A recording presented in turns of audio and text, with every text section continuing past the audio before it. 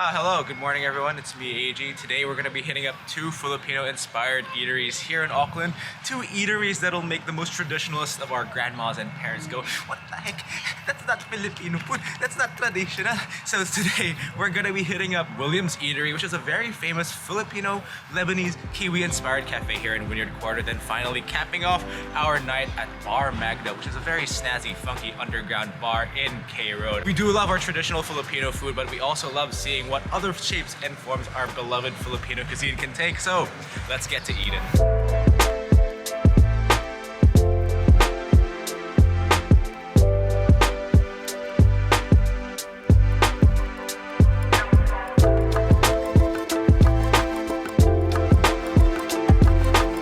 Okay, we're here at our first spot, Williams Eatery in Wynyard Quarter. As you can probably hear and see, it's very busy. It's one of the most popular cafes in Auckland. They actually started off as a Lebanese-inspired cafe, but we soon found out that a Filipino head chef made its way into the ranks of the kitchen. So that's why this is one of our favorite spots. They also serve like Filipino-inspired, Lebanese-inspired, with some Kiwi touches here and there. I'm very excited. We've got a couple of Filipino-inspired items. Of course, it's a Filipino-inspired video. Let's eat.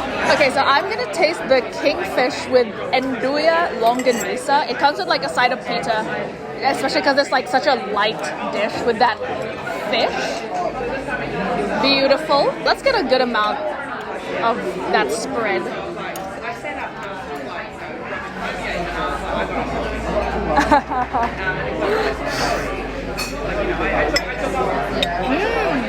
That's good. Okay, that was a very refreshing bite. Obviously, it's like Enduya and longanisa, like by itself, they're very strong flavors.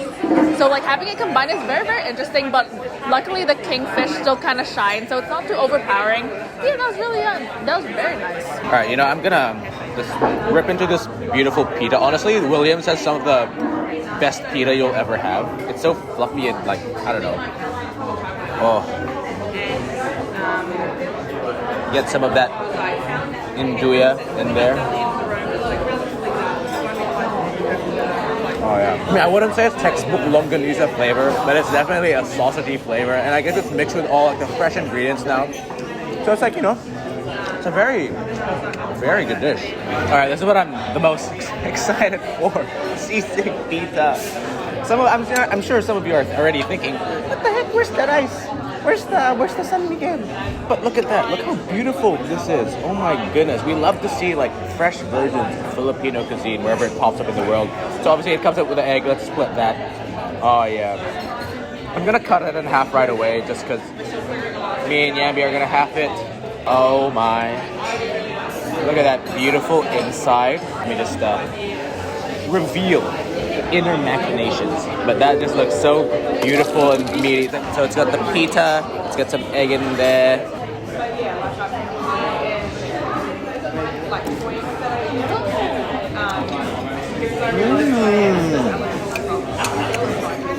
Interesting. Sisig does have liver, but here they put a liver pate at the bottom. It has that distinct pate flavor, which kind of complements this whole dish really well. Very different, but I really like it. It's like sisig, but not as you know it. Acidity from the onions and the scallions is really nice, and the pork is really good. I need another bite. That's really good. It's like different, but nice. I really appreciate it. I just pointed out that because usually when you have sisig, you have it during the night when you're drinking, having a beer. But the one we're having, this is the sisig you have as a hangover. It's the hangover sisig. This is the one you eat in the morning. Obviously, like the past few years, you'll only ever really see Filipino food either in its most traditional form or on some sort of like modern take of it. For example, like nanam or hapunan, that we also really love. But it's also really nice finally seeing Filipino food make its way into the more like New Zealand aspects of food culture, like cafes and stuff. It's just really nice to see. Yeah, it's like more traditional, but as long as you come in here and be like, these are just different, new and fresh takes on Filipino-inspired cuisine, then you'll be good. So we'll see you at dinner, Bar Magda. Very excited for this. We're probably gonna go home and take a nap. Good night.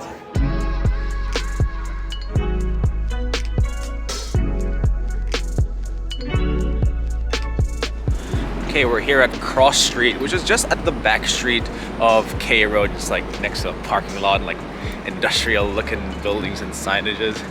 Bar Magda's meant to be like a hidden bar that you have to go down towards, just a set of stairs, and it's right there. Look at that, very inconspicuous I like how wooden no door. sign. Yeah, no, there is a sign. There's like the orange. No, sure, come here. Oh. There's a sign in Janvi, Okay, Magda. I'm a bit blind.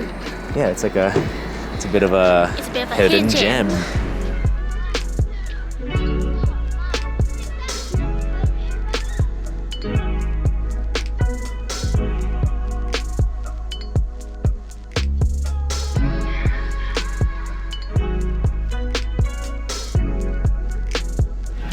So we got our drinks and we're here at Bar Magda. This is a very long overdue visit. I'm incredibly excited. We've always wanted to go here. It's basically the brainchild of a chef called Carlo Buenaventura, who we've been talking to. He's very, very cool. It's basically a Filipino-inspired restaurant inspired by his childhood. And what I really love about this is that it incorporates a lot of Mindanaoan cuisine and culture from the Philippines. If you've observed like Filipino food and cuisine, Mindanaoan cuisine and culture is not very prevalent in the mainstream conversation of Filipino food and culture. So I really appreciate that they actually showcase it here in some of the ingredients and elements that they have. I'm incredibly excited. Oh my goodness. Let's eat. So basically this is their take on cheese whiz. They got some house-made focaccia and the cheese whiz.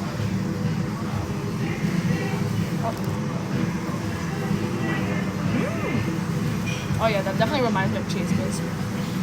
But fancy. Very nice, has a bit of crispiness and it's fluffy. Perfect.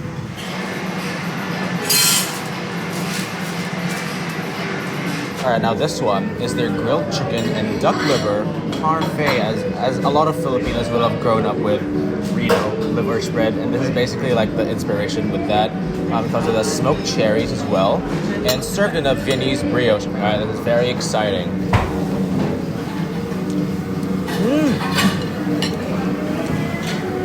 Oh, that's so good. It's the most refreshing liver I've ever had. And like the smoked cherries have a very subtle cherry flavor with the smokiness, obviously. And it also comes with like these crackling things. I think it's pork crackling. That's really good. Yeah, I'm gonna have another bite. Oh my lord. Okay.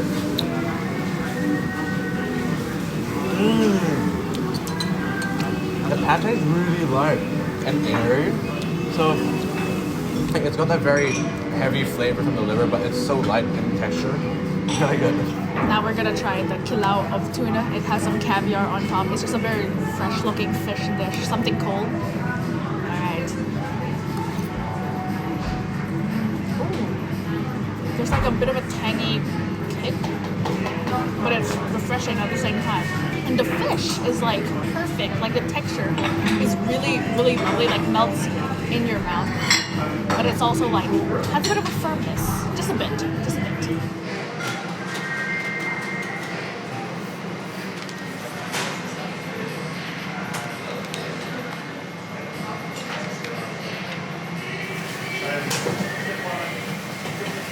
Next dish is their suglao of pork and crab down here. It's a very beautiful dish. It also comes with like some crab fat mayonnaise and ink cracker. I think it's like a squid ink or something. Cracker, it's black basically. But basically suglao it's a portmanteau of two beside words, sugba and kinilaw. The sugba refers to the grilled pork ears, which we saw being cut up a while ago. And kinilaw obviously is the crab being cured in the vinegar. I don't know how to approach this, Yanbi. Maybe let's just get some with the mayonnaise. Oh yes, thank you. Oh my goodness, what the... Oh my goodness, that was really good. Oh my lord, immediately, the texture of the pig ear is so nice. And then the mayo is so creamy. You can taste like the crab meat, which I really love. Crab meat, like one of our favorite meats of all time. And that slight tang from that sauce with the thin cracker for some texture. That's magic. That's magic crab. That's the Bar Magda magic. I already know this is gonna be like one of the best meals of 2022. I already know. Yes, chef.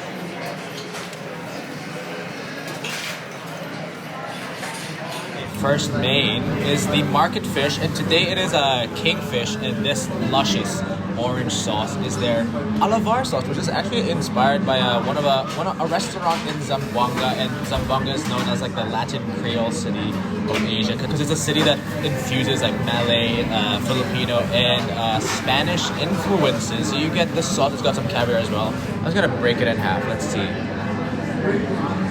Oh. All right. Oh my lord. Yeah, it's really good. Yeah. Oh my goodness. I don't know what's in it, but it's glorious. It's like, I don't know, it's like curry-esque, red curry-esque. A bunch of spices that I can't identify there. The fish is just perfectly cooked. Oh my lord. A very meaty fish. There's little bits of caviar. Give it like 1,000 tiny bursts of seafoody flavor. Wow. Like, this is what I've been telling Ambi about like Mindanaoan cuisine. We have just not been exposed to the god tier alpha cuisine that is Mindanaoan cuisine, and it is such a shame because once that goes mainstream, like it is literally over. It is literally over for the rest of the world. Filipino cuisine, the mainstream versions of it, like the traditional Tagalog design cuisine is already good enough, but like once the Mindanaoan cuisine enters that mainstream conversation, it's over. Like we're taking over. We're taking over the world. Oh my goodness. Last main is their lamb ribs pianggam, soft herbs, and their own version of a green sambal made with like New Zealand produce. Apparently this is actually like the only thing in their menu that's stayed throughout since the beginning. Let's grab one. There we... Oh no! The bone just fell off. Oh no. Oh my... Look how tender and juicy that lamb looks. Looks really crispy and charred. There's no way I'm even gonna eat off the bone because this is gonna fall off from the bone. Trying it out. Oh, wow. That lamb is like ridiculously tender and fatty. And then the fresh herbs and the pianggam sauce, which is like a green flavor that I've never really experienced in my life. Let me just... It's like vegetable, but earthy, but ripe, but very luscious. But even as people who actually live in the Philippines and experience the food and like have Filipino food almost every day, this is so new to us. Like this is just so fascinating. It's like flavors that we've never really encountered before because they are from the south of the Philippines and Mindanao.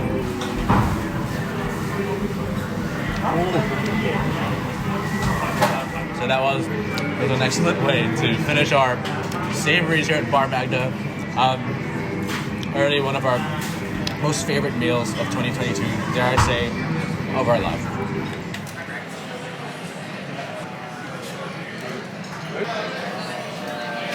Okay, so it is dessert time, and look at what we got over here.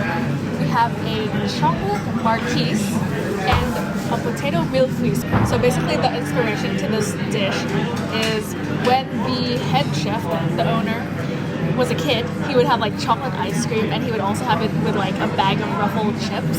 So that's basically what it is. And it's a bit of a sweet and salty moment. We love to see it. I mean, talk about taking your childhood to the next level. Cheers. I mean, if you know me, you know I love a sweet and salty combo. And that chocolate is very deep, very luscious, luxurious. I really like that. What?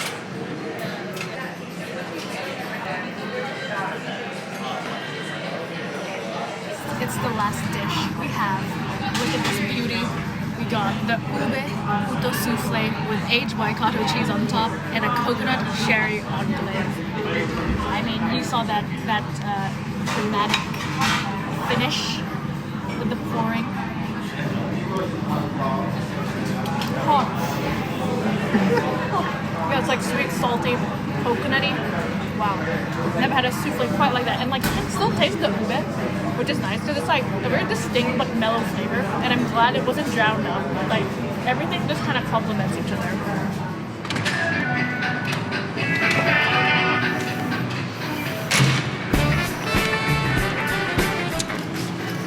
Was that the dance? The Spider-Man dance. Yeah, that was a meal. Alright friends, I would say that was a very successful eating day. Obviously not your traditional dishes, but of course Filipino cuisine is always evolving, and these dishes were the next evolution. That Williams Eatery, amazing cafe, and Bar Magda, low-key, one of the best meals I've had in Auckland in a very long while. Thank you Carlo and team for such an amazing meal. And yeah, hopefully this video encourages you to explore the wonderful world of our beloved Filipino cuisine, whether it be traditional or modern. Go out there, explore, and learn about our beautiful food as much as we love eating it. Anyway guys, thank you for watching another one of our food and travel videos here, live from K Road, Auckland. See you in the next one. Bye-bye. Bye!